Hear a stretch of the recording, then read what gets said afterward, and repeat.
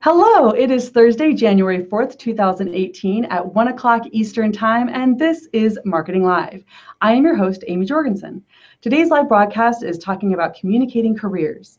85% of students state the primary reason they're going to college is to get a better job. The evolving trends in the working world and expectations from employers make it a challenging landscape to navigate. Today, we will discuss how universities can best prepare students for their careers and work with employers to match the best opportunities with our best students. Marketing Live is part of a Higher Ed Live network. Our episodes offer you direct access to the best and brightest minds in education. Be a part of our live broadcast by sharing your knowledge. Participate in today's discussion by tweeting us using hashtag HigherEdLive. All of our episodes are free and easy to access in the video archives at higheredlive.com, or take Higher Ed Live with you on the go by subscribing to our podcast. Higher Ed Live is produced by M. Stoner. M. Stoner is a digital-first agency committed to tailored solutions that drive real results. Have you ever wondered what prospective teens are thinking when they receive and read or ignore your institution's recruitment marketing? The third study in the Myth-Busting series, in partnerships with today's sponsor, NRCCUA, is the first to focus on complete enrollment marketing mix. The research will uncover the best marketing channels and communication preferences that have the biggest influence on prospective teens' perception of your institution. Sign up now and receive early access to the real research results and white paper releasing this month. I'd like to welcome our very special guest, Everette Fortner, the University of Virginia's Associate Vice President of Career and Professional Development and a Darden School of Business professor. Welcome, Everette. Thank you, Amy. It's great to be here. And the best part about this is Everette is my boss, and he is in a couple offices down from us, but we thought it'd be better to have different backgrounds. So again, anyone who's watching, please do not hesitate to use hashtag HigherEdLive on Twitter, and I'll do my best to ask your questions as they come in, but I'll start off with a few questions of my own. So first, Everette, can you please help us with an insight into the U.S. job market? Well, good question to start with. Predicting the job market, predicting the stock market. Things look pretty good right now. We've had a really good past year. Any economic indicators suggest that hiring will continue, particularly hiring for grads. But what it takes, I think, for students today as they think about the job market is you need to be agile. Career agility is going to be something that is a characteristic that students really need because the market is changing. Jobs are changing. The jobs that employers are looking for even 6 months from now may not exist today. AI, data, big trends are changing the jobs that some of these employers are looking for, and students need to take risks and perhaps jump on one of these jobs that they may not have been considering the past 3.5 years of their college career. And now that this field is opening up, there's going to be tons of possibility. So career agility, thinking about some of these trends, and right now, yes, the wind is behind our back, but even if the wind's not behind our back, if the economy starts to turn, students that are agile will be able to find jobs.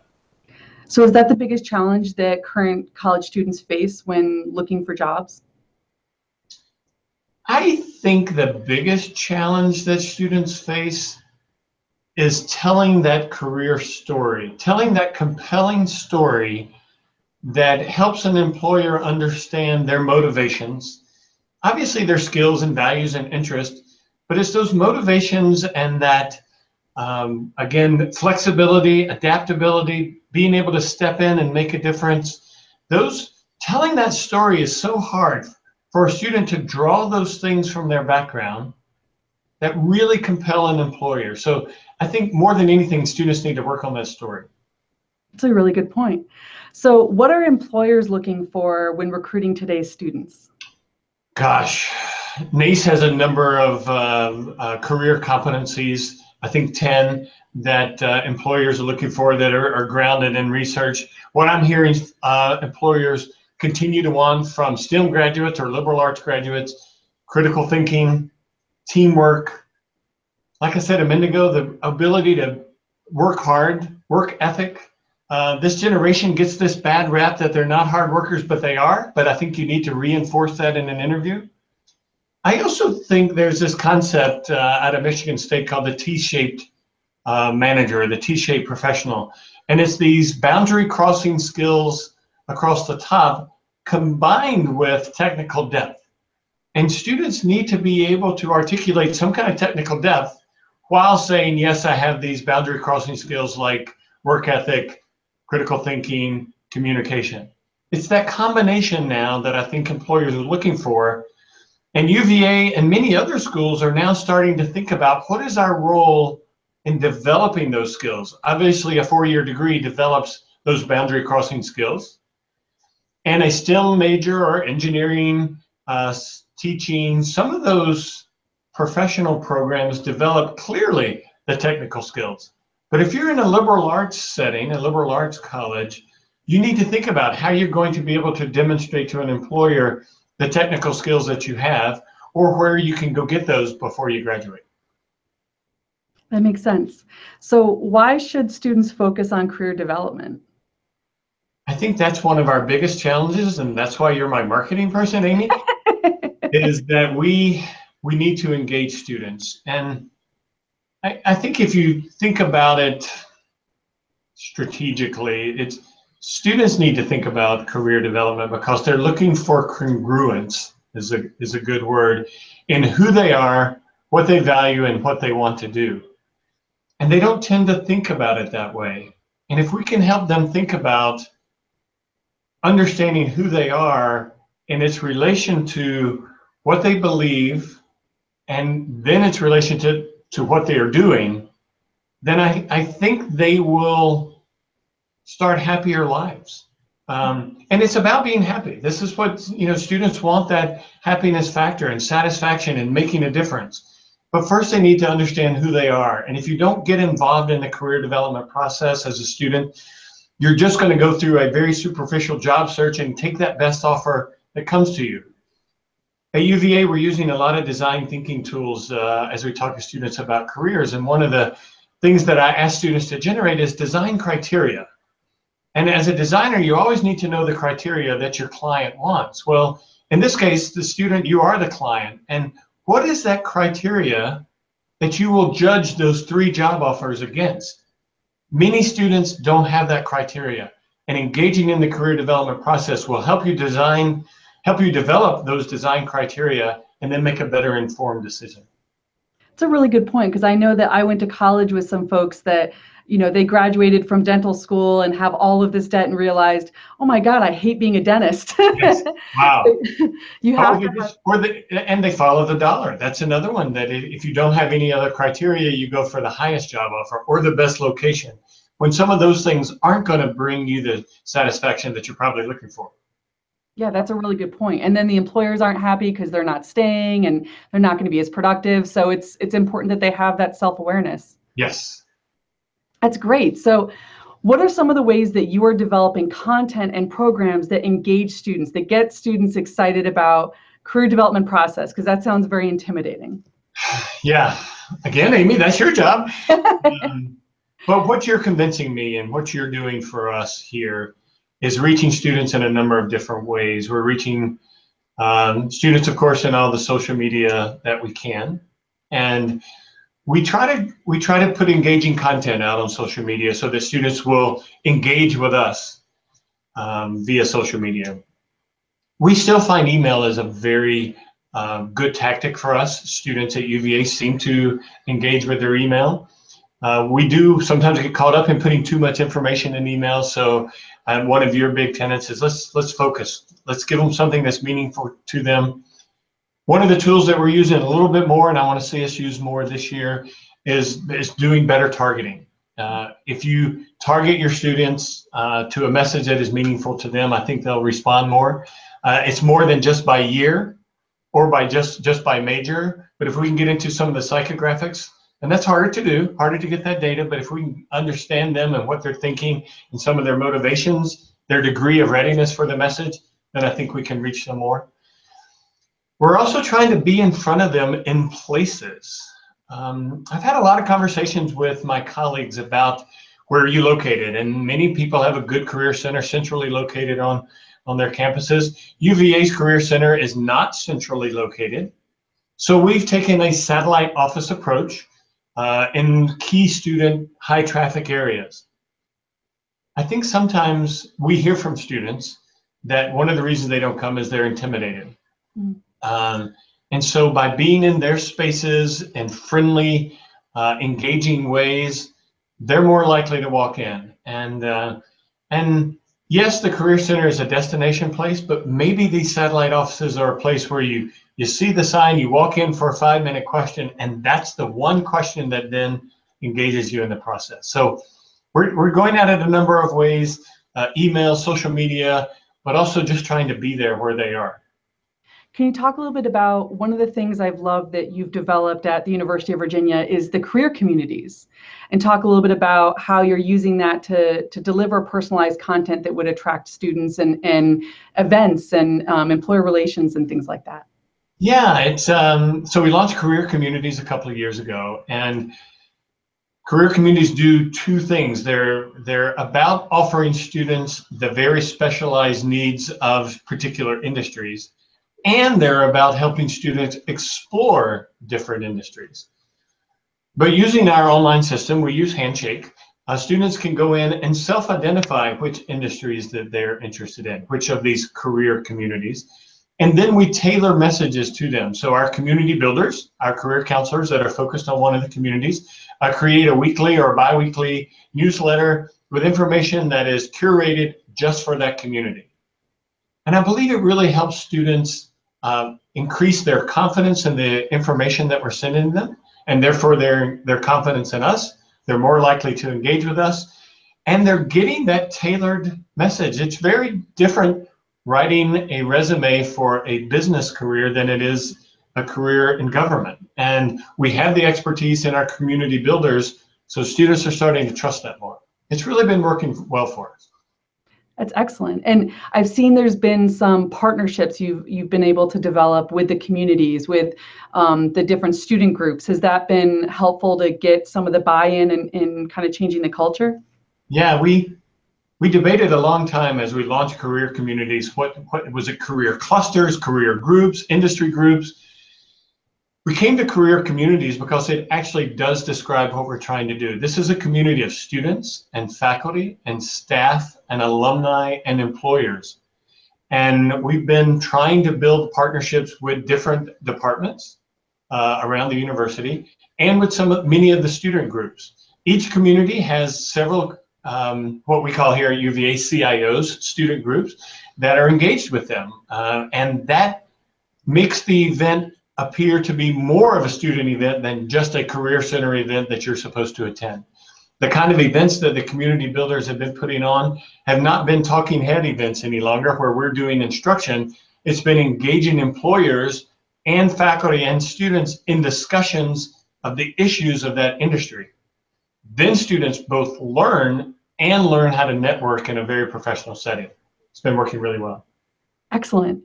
So could career services partner with the academic side, and what would be some ways to do that? I think it's absolutely essential for career services to partner with the academic side, but it's not very easy. In some institutions, maybe it's easier than others. I think it's essential because students are here for the academic side. You know, I think you quoted 85% of students pick a particular college or go to college in general to get a job. But then when they're here, they're so focused on their academics. Mm-hmm. So if we can get faculty partners to help students think about careers, to guide students perhaps to career events or to career counselors, they trust those faculty members. They read email from faculty members. But also they trust those faculty and their expertise. So when an econ professor says, hey, you really should look at Procter & Gamble, or you should look at Kimberly-Clark or an investment bank, a student is going to listen. So some of the ways that we've been trying to partner is the destinations data that we get every year. It's pretty valuable to academic partners in knowing what their students are doing. So we try to provide them that information and use that information as a way to sit down and have a strategy meeting, have a planning meeting of what their students are doing. We're also trying to introduce more alumni to faculty that are now in successful careers that had their major. And so making that connection for faculty, maybe having a guest speaker for a faculty member, if that's a possibility, that always works. Another way we're partnering is these big events that I talked about earlier. Faculty actually love to hear cutting edge thoughts from industry or from government around their areas of interest. So bringing faculty and alumni together in these events is a low threshold way for faculty members to engage. We're also even trying to create more for-credit classes so that students, probably only one credit, it doesn't have to be a lot of credit, but it allocates time in a student's academic schedule for them to think about themselves and their career. So that's another way of partnering with the academic side, is making it an academic class.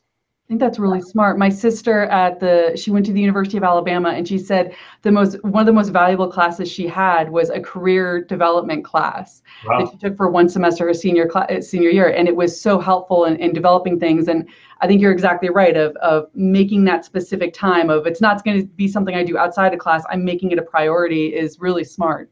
Well, I think linking the knowledge you're gaining in the classroom with the skills you're developing is extremely important in that story that I talked about with your first question. And so we've got to help faculty do that for their classes that they teach.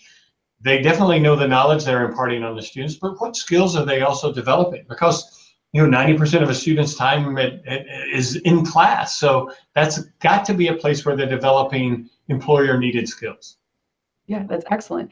We do have a question from one of our favorite ladies, Dorothy Hayden from VMI. So how do you think the notion of career communities will evolve over time? That's a great question, Dorothy. Thank you. I think the involvement of alumni in career development is going to continue to increase. I've had some schools that are a little bit smaller than UVA say, we don't have the staff to create career communities. And my comeback to that is, you don't have the staff not to create career communities, because it is so important for a smaller staff to engage a lot of alumni. So even at a place like UVA, where we do have a little bit larger staff, we're trying to get the alumni more and more involved.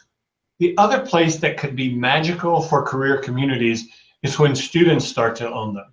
Like UVA and many other schools, VMI too, is a very student-centered place. And when students get behind something, it really comes to life. And that's our vision for the career communities, that students start to own them. Right now, it's pretty centrally driven. But over time, we want to see that 50-50 split with students driving it and connecting directly to alumni. Yeah, I think that's a great point.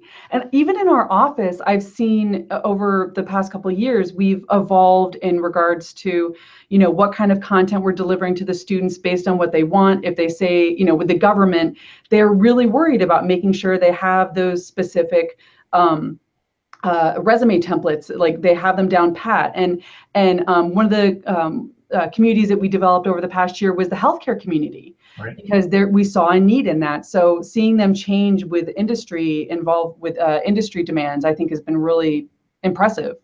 Yeah, I think another point that you help remind me of is what exactly the 6 career communities are at UVA, or the 8 at Vanderbilt, or the different numbers around the country doesn't really matter. They should be adaptable and flexible based on what industries are growing.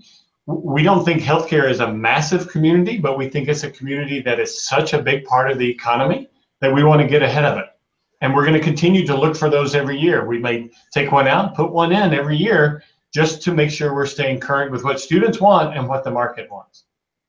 Excellent. So this is a hard question. Are internships actually really that important? Well, I think experience is actually that important for a number of reasons. Employers are demanding it more and more. So there are some industries that an internship in that industry is required to get that full-time job.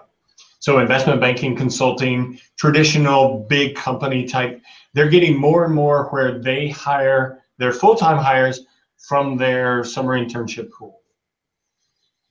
But except for those industries, The reason internships are important for students is they need to get experience both exploring and discovering what they want to do. Sometimes an internship is a very expensive way to learn something you don't want to do, but that's okay. At least you learn that, right? Yeah.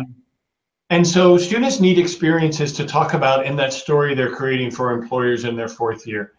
And an internship is one way to get that. An internship is a 3-month time, and you get to prove a lot, even though you may not have too much responsibility in that 2 to 3 months, but you can say a lot.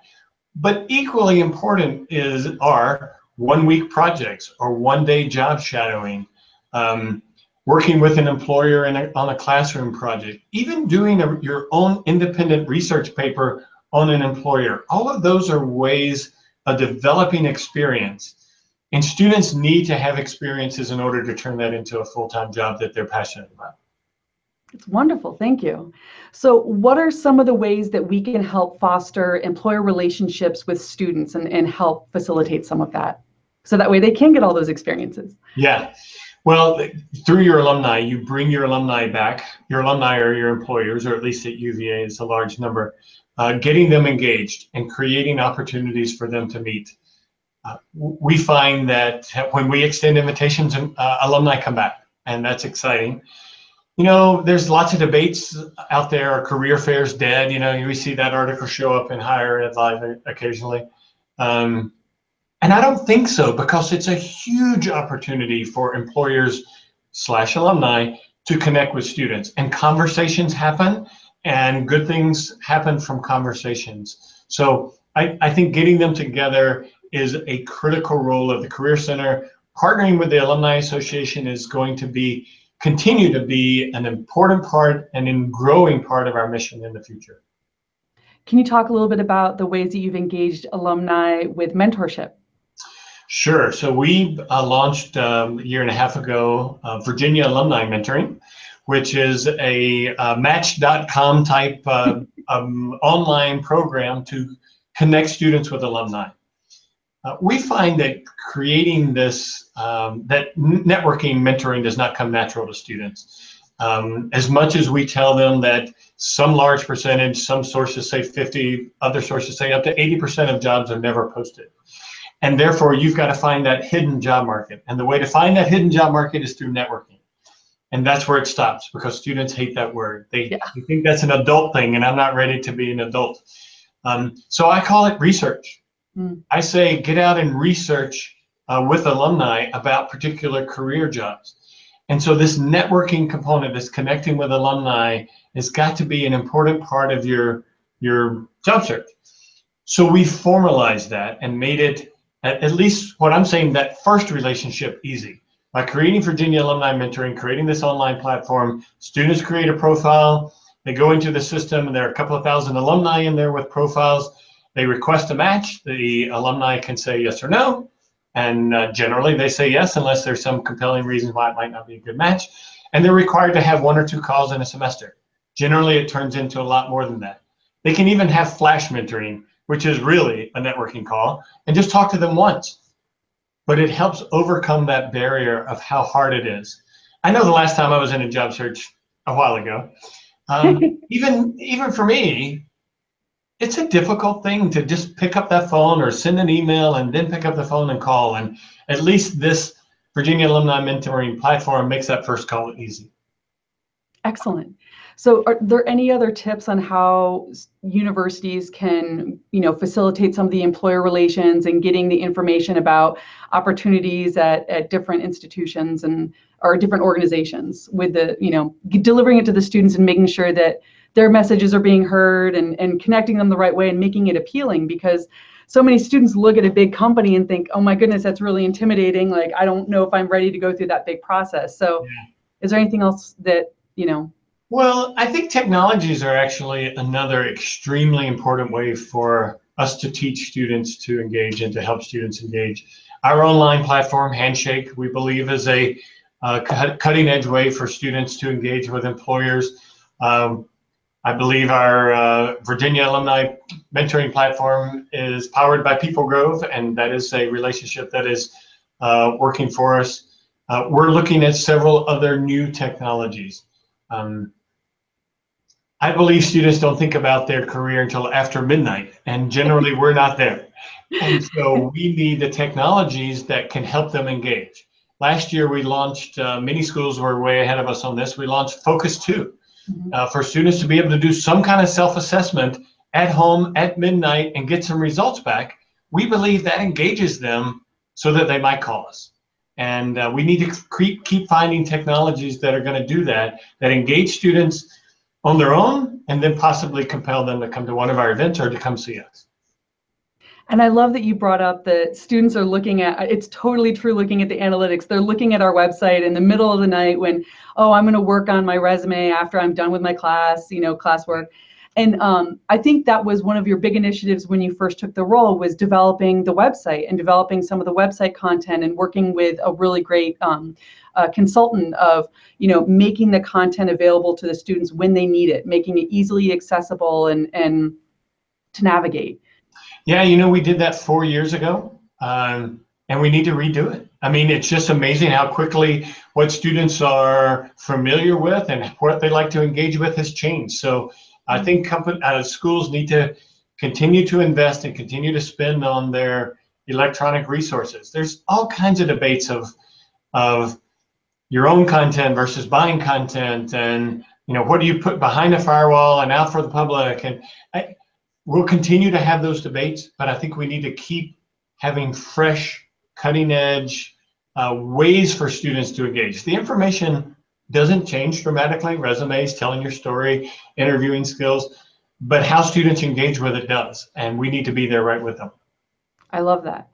And do you have any big advice for universities on, like, last minute advice of, how can you engage students, get them excited about something they're intimidated in, and kind of bring them in and help them with their career development? Wow, we've talked about a lot of different things. I'm going to twist it just a little bit and say that one of the things that we've learned the most from is our alumni employer advisory board. It's kind of both. We have them twice a year. They come in and talk to us about issues that are important to them and important to us. We've had many meetings focus on one of the career communities. And what that does is it helps us understand that industry better and more deeply, and understand more what the employer needs. And that's what's compelling information to students. When we show them that we're cutting edge, that we're not just talking about, the standard tell me about yourself in an interview, but that we're talking about real facts that employers are needing in those interviews, students increase their confidence in us. I think the second thing related to your question is, how do you build a confident brand? I believe that, and my background is marketing and branding, and so I think students need to have a very high degree of confidence in your career center, and you develop that with every single touch. I mean, it's easy on the ones when they come in the office and you greet them and you meet them on time and you have a meeting that is both empathetic yet also action oriented. But how do you engage them every single time online and in any of your marketing or advertising or any of your social media, that every touch is a possibility of building your brand? And by building your brand in this arena, I think it is that building confidence. So I think all of us in this industry need to engage with students. I've been doing this for quite a while now, and it's easy for me to think I know what to do. Yet when I sit down with our career peer educators, they're the ones with the ideas of how to reach each other. So we also have a student advisory board that this year has been extremely helpful in helping us understand sometimes what's working and how our messages can even be misinterpreted sometimes. So I think engaging students. So maybe those are two extreme ideas for people: is engaging employers in a very formal way a couple of times a year, and engaging students in a very formal way a few times a year to get feedback from them. I love that, bringing the culture together and talking directly to the customer. That's really smart. And I think you're being way too humble about your experience as a brand manager and leader of industry, because I found out one day after I went real quickly to the grocery store for lunch that Everette Fortner was in charge of the Oscar Mayer Wienermobile fleet, which is like the coolest thing ever. My 5-year-old son thought I was the coolest dad ever. So that was one of my fun experiences as a brand manager for sure. You're very good at it. Well, I want to thank you so much for your time and all of your expertise. And to those that are watching, I did tweet out the T-shaped requirements that Everette talked about with the and what employers want with the depth of knowledge and the breadth of experience. And I'd like to also thank you to the University of Virginia and our program sponsor, M. Stoner. And I hope everyone has a good day. Bye-bye. Thanks.